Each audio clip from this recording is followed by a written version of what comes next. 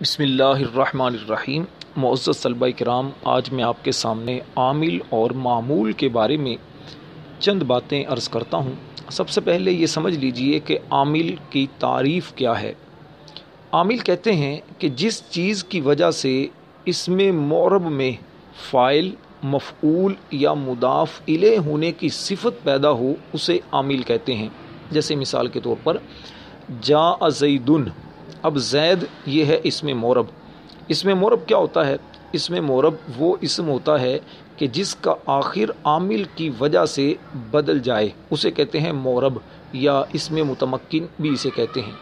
اب مثال ہے جاء زیدن، زید ہے معرب، زید پر جو رفع آیا ہے یہ رفع آیا ہے جاء کی وجہ سے۔ اب اس میں عامل کون ہے؟ جاء، یہ ہے عامل۔ اب دیکھیے زیدن جو فاعل بنا، زید کے اندر فاعل بننے کی جو صفت پیدا ہوئی، یہ صفت پیدا ہوئی جاء کی وجہ سے، تو جاء یہ ہے عامل۔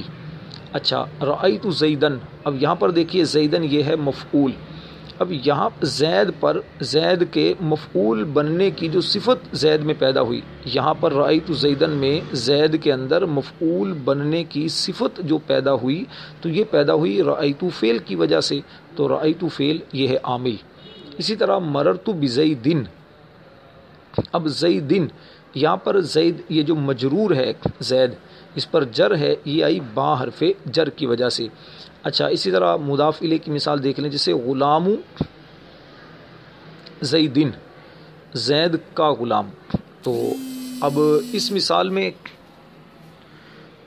مثال میں جو ہے زیدن جو مضاف الیہ ہے، تو زید کو جر جو دی مضاف الیہ کی ہونے کی جو صفت پیدا ہوئی وہ غلاموں کی وجہ سے ہے، تو اب یوں کہہ سکتے ہیں کہ غلاموں یہ اس کا عامل ہے، یعنی اس کی وجہ سے غلام مضاف اور یہ مضاف الیہ ہونے کی بنا پر یہ مجرور ہے، یعنی مضاف الیہ ہونے کی جو صفت اس کے اندر پیدا ہوئی تو یہ عامل ہے۔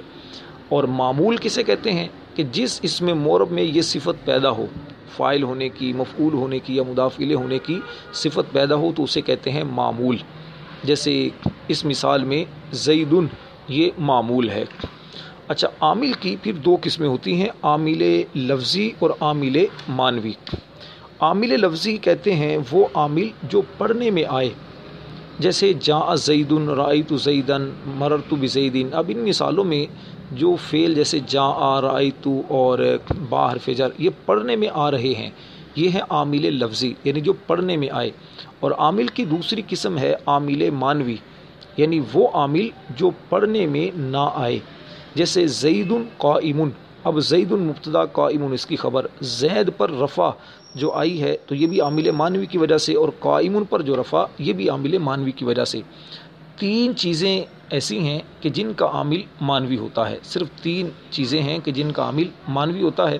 اس کے علاوہ باقی تمام جو معمولات ہیں، جو معمول ہوتے ہیں، ان کا عامل لفظی ہوتا ہے، یعنی پڑھنے میں آتا ہے۔ وہ تین چیزیں کون سی ہیں؟ ایک تو ہے مبتدا، دوسرا ہے مبتدا کی خبر، اور تیسرا ہے فعل مضارع مرفوع۔ فعل مضارع مرفوع یعنی یفعل جو ہے، تو مبتدا کو جو رفع دی وہ عامل معنوی۔ اب اس کا عامل معنوی کون ہے؟ اس میں دو تین قول ذکر کیے گئے ہیں۔ ایک تو عامل معنوی اس کا یہ بیان کیا گیا کہ مبتدا پر جو رفع آئی ہے اس کے ابتدا میں آنے کی وجہ سے، یعنی مبتدا کا ابتدا میں آنا یہ اس کا عامل معنوی ہے۔ اور دوسرا یہ بیان کیا گیا کہ خبر کا مبتدا کے بعد ہونا، یا خبر کا مبتدا کے بعد ہونا، یعنی خبر نے مبتدا کو گویا رفع دی ہے۔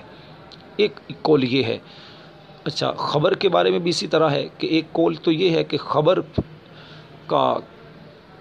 کو جو رفع دی ہے، خبر کو رفع عامل معنوی نے دی، یعنی خبر کا مبتدا کے بعد واقع ہونا یہ اس کا عامل معنوی۔ اور دوسرا یہ بیان کیا کہ خبر کو رفع مبتدا نے دی ہے۔ اور فعل مضارع مرفوع یعنی یفعل، اس کا عامل معنوی کیا ہے کہ فعل مضارع کا لفظی عامل سے خالی ہونا یہی اس کا عامل معنوی ہے۔ واللہ عالم۔ یہ چند باتیں جو عامل اور معمول کے بارے میں تھیں، اس کو ذہن نشین کر لیجئے، اور اچھی طرح جب اس کی تکرار کریں گے، سمجھائیں گے، تو انشاءاللہ امید ہے آپ کو عامل اور معمول کے بارے میں واضح پتہ چل جائے گا۔ عامل بہت سارے ہیں، جیسے حروف جارہ یہ عوامل لفظی ہیں، اسی طرح حروف مشبہ بالفعل ہیں، ان ما لا لاتا ہے، اسی طرح ما ولا مشابہ بلیسا ہے۔ اچھا، اسی طرح کیا کہتے ہیں افعال قلوب ہیں، ٹھیک ہے، تو یہ جو ہیں یہ عامل لفظیہ ہیں، یعنی لفظوں میں پڑھے جاتے ہیں، نظر آتے ہیں، ان کے پڑھے جاتے ہیں، نظر آنا نہیں، پڑھنا، یہ پڑھے جاتے ہیں۔ اللہ تعالیٰ علم نافع عطا فرمائے۔